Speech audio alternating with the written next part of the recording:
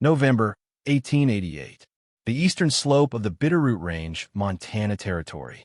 A woman stands alone at the base of a granite ridge, driving a pickaxe into frozen ground. Her name is Martha Hawthorne. She's 31 years old, and according to every trapper, merchant, and homesteader who passes her isolated claim, she's digging her own grave. 6 months ago, her husband Caleb left for the silver camps near Butte, promising to return before the first snow with money and supplies. He never came back. No letter, no word, just silence, and the approach of a Rocky Mountain winter that shows no mercy to the unprepared. What Martha is building looks insane. A tunnel, straight into the mountainside, 15 feet deep, angled slightly upward, leading from her cabin's north wall directly into the hill. Neighbors who spot the dark opening shake their heads. Call it desperation. Call it madness. Call it a waste of the only resource she has left, time. But here's what they didn't see. What they couldn't understand until the worst blizzard in a quarter-century buried the entire valley and turned survival into a mathematical equation that most people failed. If you want to see how a foolish mistake became legendary survival engineering, hit that subscribe button right now. Every week, I bring you one technique that actually worked when lives depended on it. Drop a comment telling me where you're watching from, and let's dig into this story. Martha Hawthorne wasn't supposed to be alone. The plan had been simple. Caleb would work one season in the mines, 3 months, maybe 4, then return with enough silver coin to buy proper windows, a cast-iron stove, and seed for spring planting. Their cabin sat at 6,400 feet, tucked into a narrow bench below timber line, sheltered by ponderosa pine and Douglas fir. It was remote, yes. Rugged, certainly. But they'd chosen it together. That was May. By October, the first snow had already fallen twice, and Caleb's promised return date had passed without a trace. Martha sent a letter to the mining office in Butte through a passing freight hauler. No response. She asked a circuit-riding preacher to inquire. Nothing. She even rode 2 days down to the nearest settlement, a collection of 5 cabins and a trading post, hoping for news. The postmaster told her what she already knew. Men disappeared in the silver camps all the time. Cave-ins, claim disputes, drink, disease, or they just kept moving. She rode back up the mountain alone.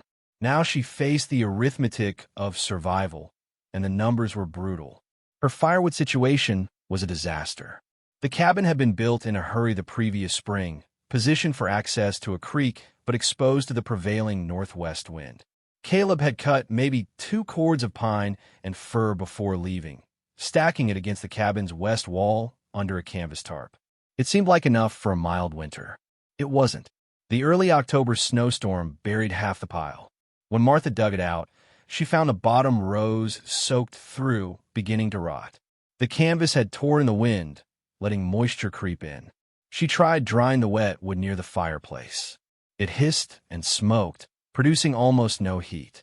Wet pine at high altitude doesn't just burn poorly, it barely burns at all. She did the math. 2 cords minus the ruined wood. Call it 1.5 cords of usable fuel. A Rocky Mountain winter lasts 5 months, sometimes 6. Even burning conservatively, letting the fire die at night, warming only the core of the cabin, she'd run out by January. And January in the Bitterroots is when the real cold arrives. Cutting more wood wasn't simple. The nearest standing dead timber was a quarter-mile downslope, buried now under 2 feet of snow. Every trip meant breaking trail, felling a tree with a buck saw, limbing it, cutting rounds, hauling them back uphill through drifts, then splitting and stacking. Alone, in sub-freezing temperatures. It would take her all day to bring back what a strong man could haul in 3 hours. And even if she managed it, where would she stack it? The west wall was already full. Stacking green wood too close to the cabin risked moisture damage, rot, and insects. Storing it farther away meant trudging through snow every time she needed to feed the fire. But the real problem, the one that finally forced her hand, came in mid-November. A week of freezing rain glazed everything in ice. The tarp over her woodpile became a rigid shell. The logs underneath turned to frozen blocks, impossible to split. She chipped away at them with a hatchet, her hands going numb, and managed to get a fire going with kindling and bark. But she knew, when the deep cold hit, when temperatures dropped to 0 or below, wetwood wouldn't save her. She needed dry wood, protected wood, which she could access without exposing herself to storms. And she needed it in a way that didn't require more cutting, more hauling, more strength than she had left. That's when she looked at the hill behind her cabin and made a decision that everyone would call insane. Martha started digging on November 18th, 1888. Not a root cellar, not a dugout extension of the cabin, a tunnel, a straight, horizontal bore into the granite and soil slope that rose directly behind her cabin's north wall. The idea came to her while she was trying to keep a fire going with damp wood. She'd noticed something. The back wall of the cabin, the one built into the hillside, stayed warmer than the others. Not warm exactly, but less cold. The earth behind it wasn't freezing at the same rate as the air outside. And when she stepped around to the north side of the cabin, out of the wind, the temperature difference was immediate. 10 degrees, maybe 15. She'd spent a childhood in Pennsylvania Dutch country, where her grandfather had kept a spring house dug into a hillside. The temperature inside stayed steady year-round, cool in summer, unfrozen in winter. Not because of magic, because soil, once you get deep enough, holds temperature. It insulates, buffers, resists the swings of surface air. What if she dug into the hill? Not down, but in a tunnel just wide enough to stack firewood, deep enough to stay dry, close enough to access from inside the cabin. She started at the base of the slope, 6 feet from her north wall. The first 2 feet were frozen topsoil, hard as brick. She used a pickaxe, breaking it into chunks, shoveling it aside. Below that, the ground softened, clay and decomposed granite, cold but workable. She angled the tunnel slightly upward to prevent water from pooling inside. By the end of the first day, she'd dug 3 feet in. By the end of the first week, she was 8 feet deep. The tunnel was narrow, 4 feet wide, maybe 5 feet high. She had to crouch to work inside, swinging the pick in short strokes, hauling dirt out in a canvas sling. Her shoulders ached, her hands blistered, then calloused. But she kept going. Here's what she was building, whether she knew the engineering terms or not: a thermally stable storage chamber. Once she got past the frost line, roughly 4 feet down at that elevation, the surrounding earth stayed at a constant 45 to 50 degrees Fahrenheit, cold enough to prevent rot and insects, warm enough to keep moisture from freezing. The tunnel itself acted as a buffer zone, protecting the wood from wind, snow, and temperature swings. She was also creating direct access. She planned to knock a small opening through the cabin's back wall, connecting the tunnel to the interior. That way, she could reach her firewood without stepping outside. No trudging through drifts. No exposing herself to wind. Just reach through, grab a few logs, close the hatch. And there was one more advantage she hadn't anticipated yet. The tunnel would precondition the wood. Even if she brought in logs, still slightly damp, the stable temperature and lack of wind would dry them faster than open air ever could. But to everyone who saw it, the tunnel looked like a terrible mistake. A freight hauler passing through in late November spotted her working and stopped. He was an older man, scarred hands, maybe 50 winters in the mountains. He watched her shovel dirt for a full minute before speaking. "Ma'am, you digging a hideout or a tomb?" Martha leaned on her shovel. "Storage." "For what?" "Potatoes." "Firewood." He shook his head slowly. "That's the damnedest thing I ever seen. You're spending energy digging when you should be cutting. Time you finish that hole, winter will be here, and you'll freeze waiting for wood that's buried in dirt." "It's not buried. It's protected." "Protected." He spat into the snow. "Lady, fire needs air. Wood needs sun. You stick in a hole, it's gonna rot or mold or turn to mud. You ever seen a coal mine? Same principle. Damp, dark, cold. That's what you're building. The wood will stay dry." "Dry." He laughed, a short bark. "You got a roof on that tunnel? You got drainage? What happens when snowmelt runs downhill and floods the whole thing?" She didn't answer. She didn't have answers yet. Just instinct and need. The hauler climbed back on his wagon. "Good luck, ma'am. You're gonna need it." 3 days later, a trapper stopped by. Younger man, maybe 25. He'd heard about the crazy widow digging into the mountain. Folks down at the post are talking about you, he said, not unkindly, saying you've lost your sense. Maybe. Look, I don't mean to pry, but you planning to live in that thing? No, it's for wood. He frowned. Why not just build a shed? Faster. Easier. I don't have the lumber. Or the nails. So you're digging with a pickaxe instead. He shook his head. That's twice the work for half the result. And when the big snows come, you'll be trapped in there. I'll have a door. A door to a hole in the ground. Real, comforting. He paused. You know what people are saying, right? That you've given up. That you're building a place to wait out the cold and, well, not come out. Martha looked at him evenly. Then people don't understand what I'm building. By December 1st, the tunnel was 15 feet deep. She'd broken through into the cabin's back wall, creating a hatch 2 feet square, hinged with leather straps, sealed with a wool blanket. She'd also lined the tunnel floor with flat stones to keep the wood off bare dirt. And then she started filling it. Every piece of firewood she had left, dry, damp, or frozen, went into the tunnel. Stacked tight, organized, protected. It looked insane. A dark hole filled with logs. But Martha Hawthorne wasn't trying to impress anyone. She was trying to survive. The judgment came in whispers and sidelong glances, but sometimes it came directly to her face. In early December, a supply merchant named Horace Finn made his last run up the valley before the roads became impassable. He sold flour, salt, coffee, and lamp oil to the scattered homesteads, those who had money. Martha didn't, but Finn stopped anyway, curious about the tunnel he'd heard rumors about. He stood at the mouth of it, hands on his hips, staring into the darkness. How far back does this go? 15 feet, Martha said. Maybe a bit more. Finn crouched, peered inside. And you're storing firewood in here? That's right. He stood, brushed dirt off his hands. Ma'am, I've been supplying folks in these mountains for 12 years. I've seen a lot of desperate things. But this... He shook his head. This is something new. It keeps the wood dry. Does it? He picked up a piece of wood from just inside the entrance, turned it over. Feels cold. Damp even. You sure this isn't just making things worse? It takes time to stabilize. Stabilize. He let the word hang.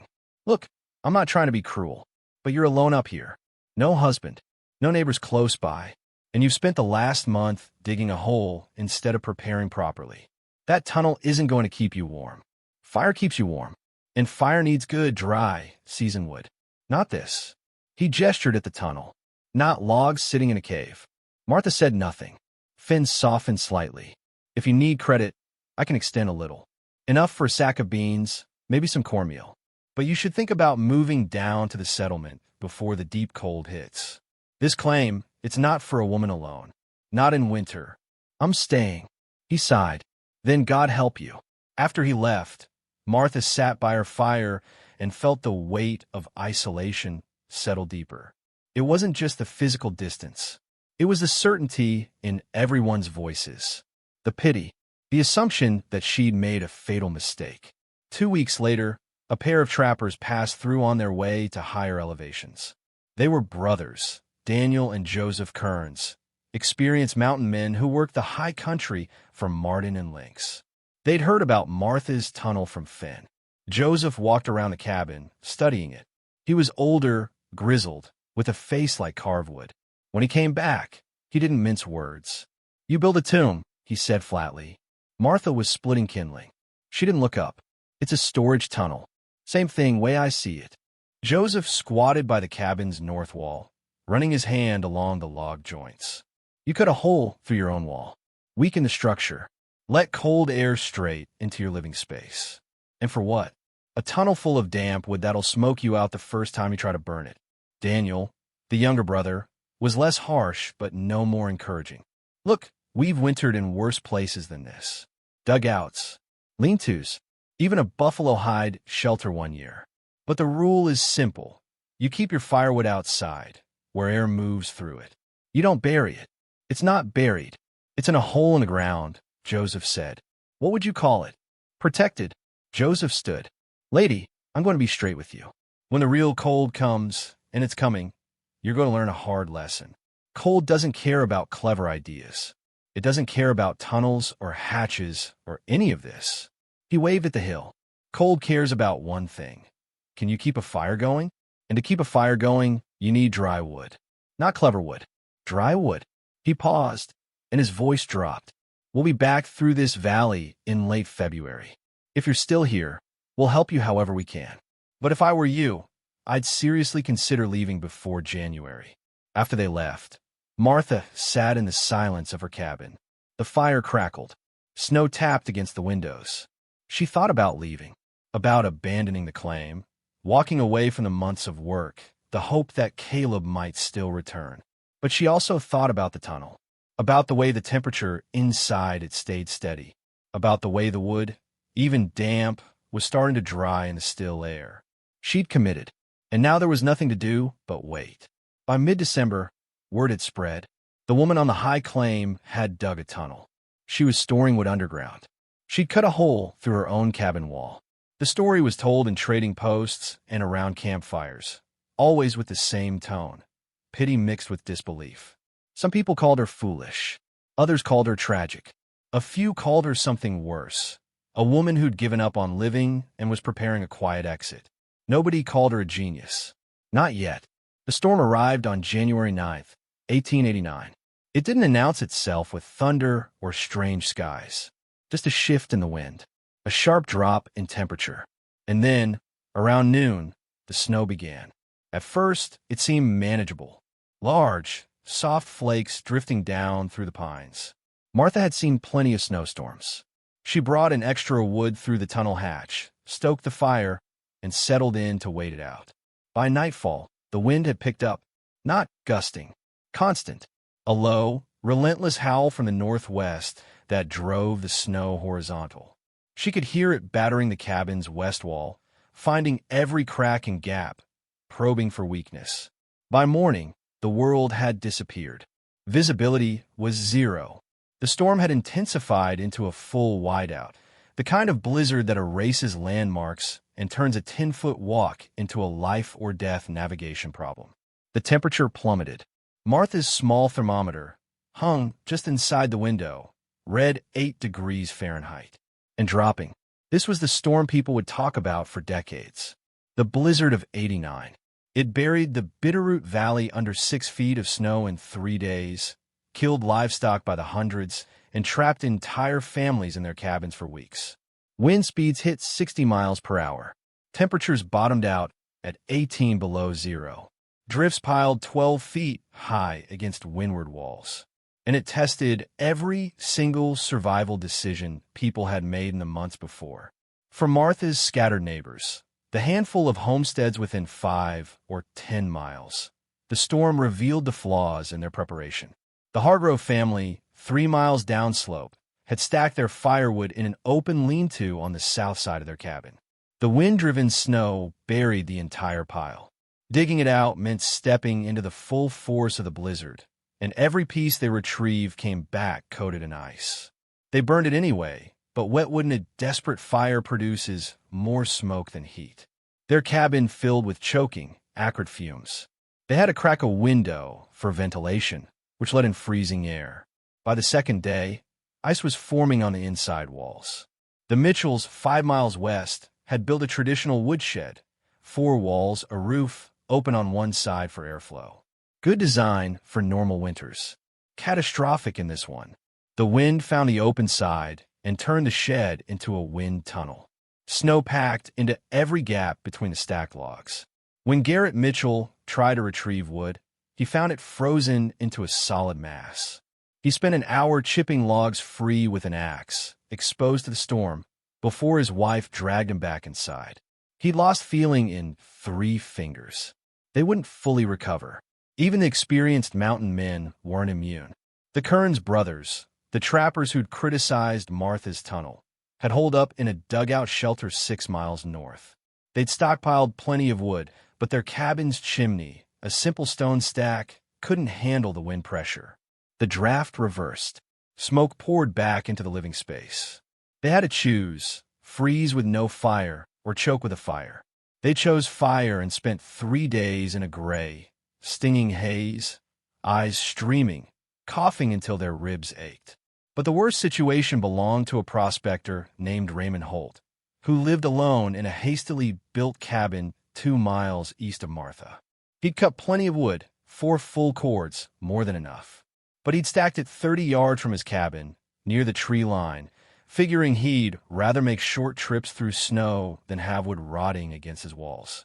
When the blizzard hit, that 30 yards became an impossible distance. The first day, he made the trip twice. Fought through waist-deep drifts, loaded his arms with logs, staggered back. Each trip took 20 minutes and left him gasping. The second day, the drifts were over his head. He tried once, got disoriented in the whiteout, and barely found his way back. He didn't try again. By the third day, Holt was burning furniture. Meanwhile, in Martha Hawthorne's cabin, the fire burned steady. She woke on the second morning of the storm to a silence so complete it felt unnatural. The wind had buried the cabin's windows under drifted snow, cutting off outside light and sound. The only illumination came from the fire. The only sound was the crackle of burning wood. She checked the thermometer. 34 degrees inside the cabin. Cold, yes, but survivable, livable. She opened the hatch to the tunnel. The temperature inside the tunnel was warmer than the cabin, maybe 42 degrees, held stable by the surrounding earth. The firewood stacked inside was bone dry. No ice, no moisture, just seasoned pine and fir ready to burn. She pulled out 4 logs, closed the hatch, and fed the fire. The wood caught immediately. Clean flame, minimal smoke, steady heat. She didn't have to step outside, didn't have to fight the wind, didn't have to chip ice or dig through drifts. Just reach through the hatch, grab what she needed, and close the door. It was, in the purest sense, survival engineering. But she didn't know yet that she was the only one. Stay with me, because what happens next, the numbers that came out after the storm, changed the way people thought about winter survival in these mountains forever. The blizzard lasted 5 full days. When it finally broke on January 14th, the silence was almost as overwhelming as the storm had been. The wind stopped, the sky cleared, and the sun came out over a landscape transformed into an endless white desert. Martha opened her door. She had a shovel for 10 minutes just to clear the drift, and stepped out into a world that looked alien. Drifts rose to the cabin's eaves on the west side. The pines were buried to their lower branches. The narrow trail down the mountain had vanished entirely. She was alive, warm, and she still had firewood. She didn't know yet how rare that was.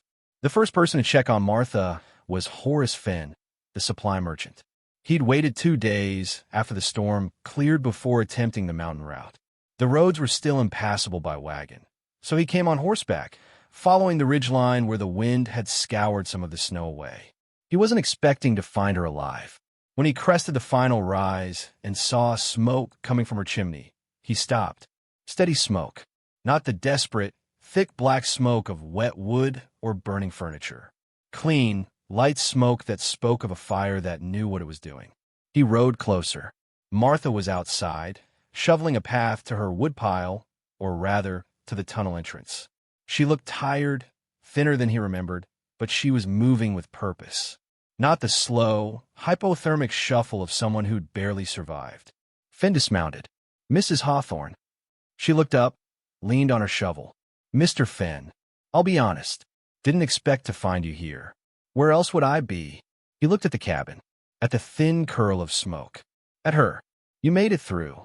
"I did." "Ow." He wasn't being condescending. He genuinely wanted to know.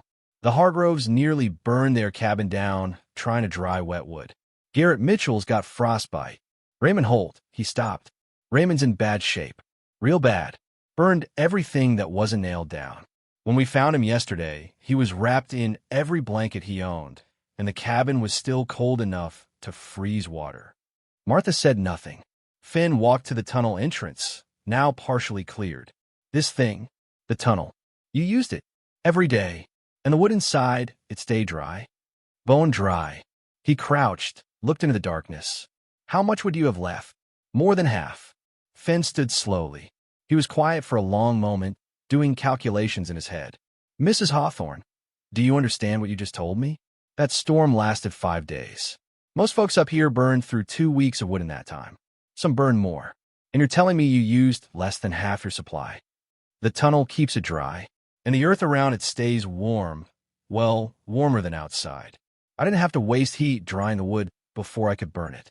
It was ready. Finn looked at the cabin again, then at the tunnel, then at Martha. His expression changed. The pity was gone. In its place was something closer to respect, and maybe a little embarrassment. I called this thing foolish, he said quietly. You did. I was wrong. 3 days later, the Kearns brothers made their way down from the high country. They'd survived the blizzard, but barely.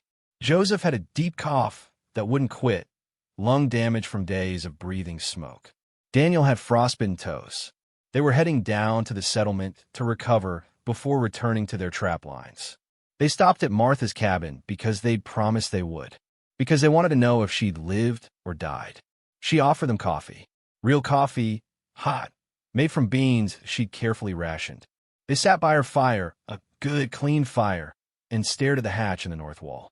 That's it, Daniel said. That little door. That's it. Joseph moved closer, touched the wood frame.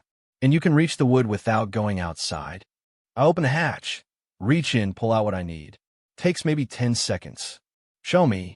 Martha opened the hatch. Warm air drifted out. Not hot, but noticeably warmer than the cabin. She reached in, pulled out 2 split logs, and closed the hatch. The whole process took maybe 15 seconds. Joseph looked at his brother. His expression was unreadable. How much did you burn during the storm? He asked. Maybe 12 pieces a day. Sometimes fewer. We burned 30, Daniel said. At least. And half of it was smoking so bad we had to keep cracking the door. And you kept the cabin warm? Joseph's voice was careful, almost suspicious. Livable. It got down to the low 30s once, but it never froze. I slept in my coat, but I slept. Joseph stood, walked to the north wall, and ran his hand along the logs. He was looking for something, drafts, moisture, structural damage. He found none. Then he walked outside, circled to the tunnel entrance, and stood there for a full minute, just staring. When he came back inside, he sat heavily on the bench by the fire. Do you know what the temperature was in our dugout during the storm? He asked. No. 18 degrees. Inside, with a fire going constantly. We burned through 4 days of wood in 3 days because we had to keep the fire hot enough to compensate for the smoke and the draft problems. He paused. If we had what you have, that tunnel, that access, we'd have saved half our wood and all our lung capacity. Daniel leaned forward. How warm does it stay? Inside the tunnel? I don't have a thermometer for it, but 40 degrees, maybe? 45? The earth holds the temperature steady, and it dries the wood, slowly but yes. Even the damp pieces I put in back in November are dry now. The brothers were quiet for a long time. Finally, Joseph spoke. I called you foolish. I remember. I was wrong, and I'm man enough to say it. He looked at the hatch again. What you built, it's not foolish. It's smart. Smarter than anything I've done in 20 years of trapping these mountains. Word spread quickly after that. When Raymond Holt finally recovered enough to travel, he lost 2 toes to frostbite. He came to see Martha's tunnel himself. He didn't say much, just stood at the entrance, looked in, and shook his head. I had more wood than you, he said. 4 cords here, what, maybe 2.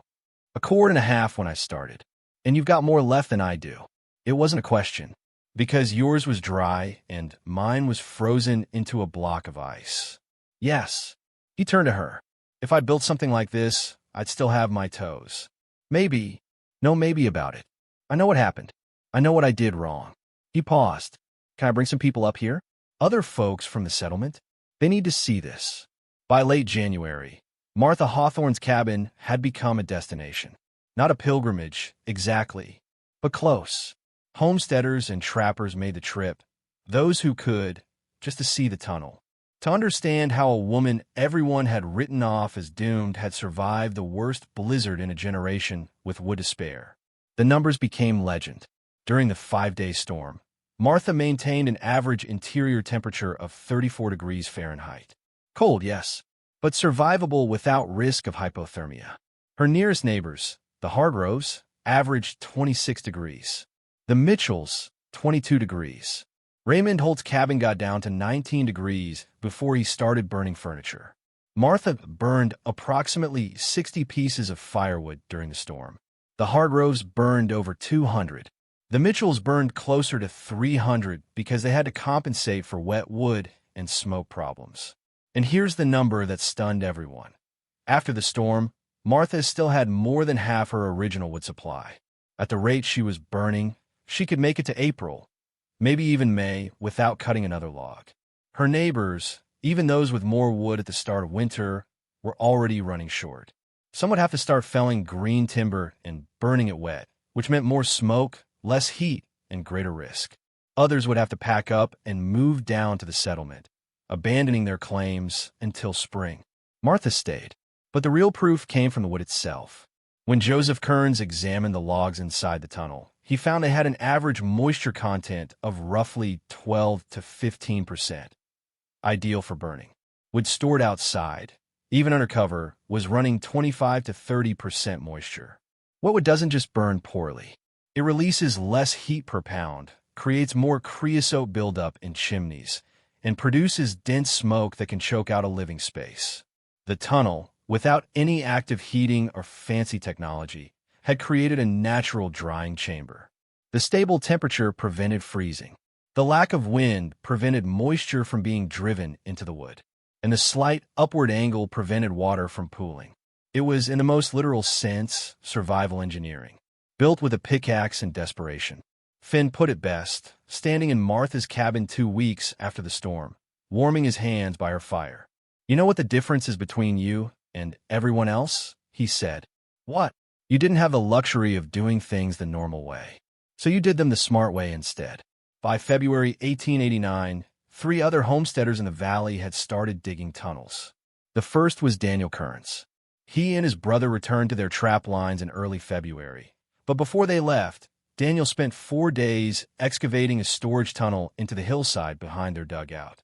He made it shorter than Martha's, only 10 feet, but he incorporated her key principles: slight upward angle, direct access to the living space, and positioning to take advantage of the hill's thermal mass.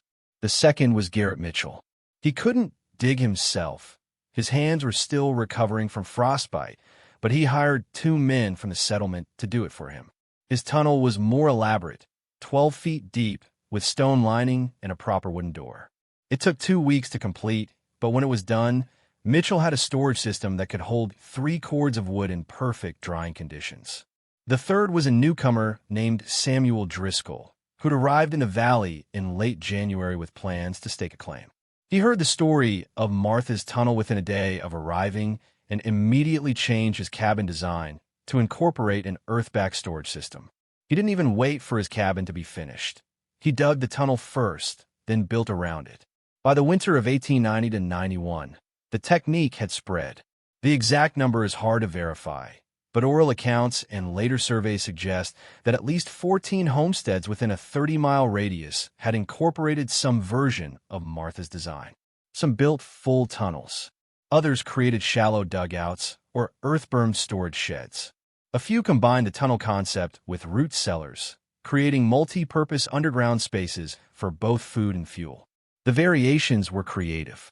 One family built a tunnel system that connected their cabin to their barn, allowing them to feed livestock without exposing themselves to storms.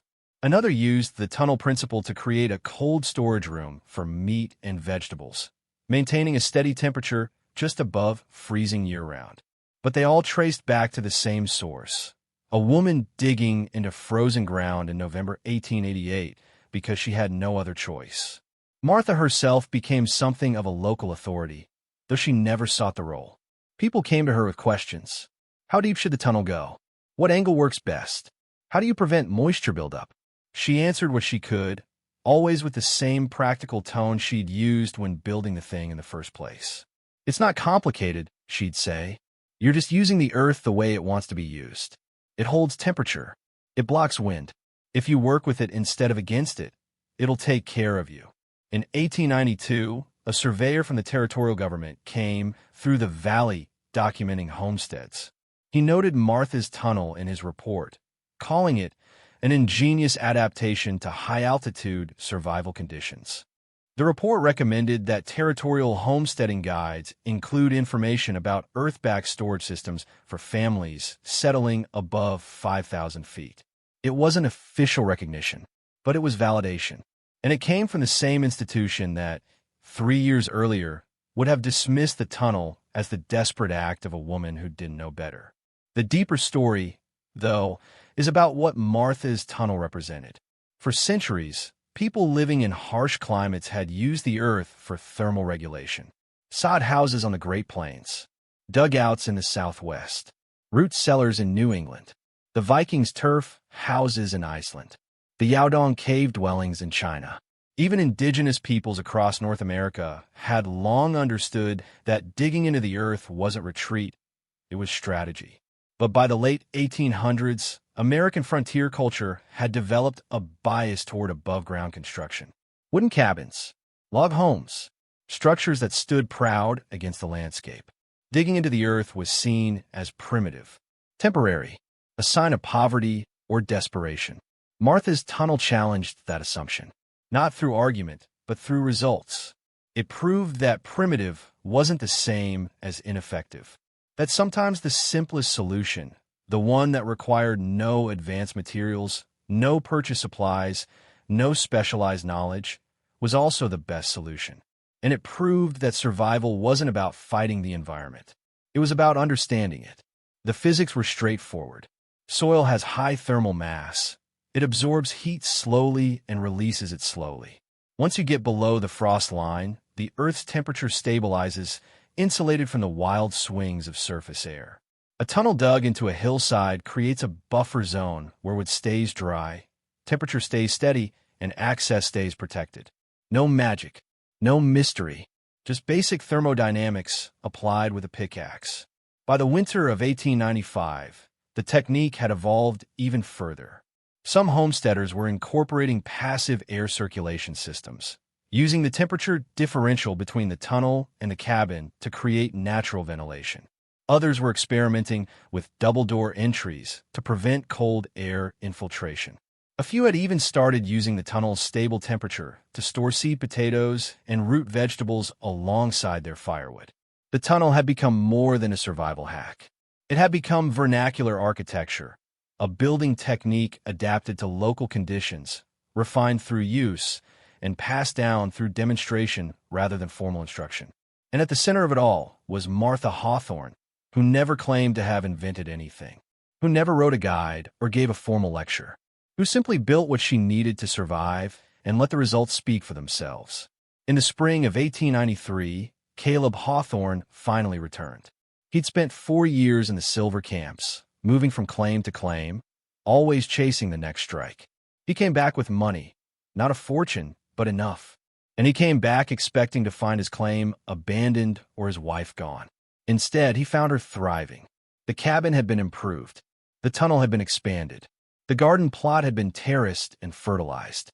Martha had survived 4 winters alone, built a technique that half the valley now used, and earned a reputation as one of the most capable homesteaders in the Bitterroots. They stay together, or at least there's no record of them separating. But the power dynamic had shifted. Martha wasn't waiting to be rescued anymore. She'd rescued herself, and she'd done it with a tunnel that everyone said was foolish. Here's what the story of Martha Hawthorne's tunnel teaches us. Sometimes the worst idea is just the solution we're too proud to see. The frontier had rules, spoken and unspoken, about how to survive. Keep your wood outside. Don't weaken your walls. Don't dig when you should be building. Those rules worked, most of the time. But when the crisis came, when the worst blizzard in 25 years buried the valley and turned survival into a test of preparation, the rules failed. What saved Martha wasn't strength or luck or even experience. It was necessity. She didn't have the luxury of following convention. So she did what the situation required. She dug. She adapted. She used the only resource she had in abundance, the earth itself, to solve the problem everyone else was trying to brute force. And in doing so, she rediscovered something humans have known for thousands of years. The earth regulates temperature. It buffers extremes. It protects. If you're willing to work with it, it becomes your most reliable ally. The tunnel wasn't primitive. It was sophisticated, not because it was complex, but because it was appropriate. It matched the solution to the problem with precision and elegance. That's engineering. Real engineering. Not the kind you find in textbooks, but the kind you find in the field where resources are limited and mistakes are fatal. Martha Hawthorne wasn't trying to prove anyone wrong. She was trying to survive. But in surviving, she proved something more important, that the best solutions often come from the people with the least room for error. The ones who can't afford to fail. The ones who have to get it right the first time. The ones who dig a tunnel when everyone says it's foolish and live to watch the world call it genius. Now I want to hear from you. Drop a comment below telling me where you're watching from and what's the coldest winter you've ever faced. Have you ever had to improvise a survival solution? Share your story. And if this video gave you a new perspective on frontier ingenuity, hit that like button and subscribe. Every week, I bring you one technique that actually worked when lives depended on it. See you in the next one. Educational note. This video presents historically inspired reconstructions for educational and storytelling purposes. Characters, names, and specific events are fictional, while the techniques, concepts, and principles discussed are based on real historical practices and well-established physical or practical knowledge. Any modern application should be evaluated according to current standards, safety guidelines, and applicable laws or regulations. This content is educational in nature and does not constitute professional, technical, or legal advice.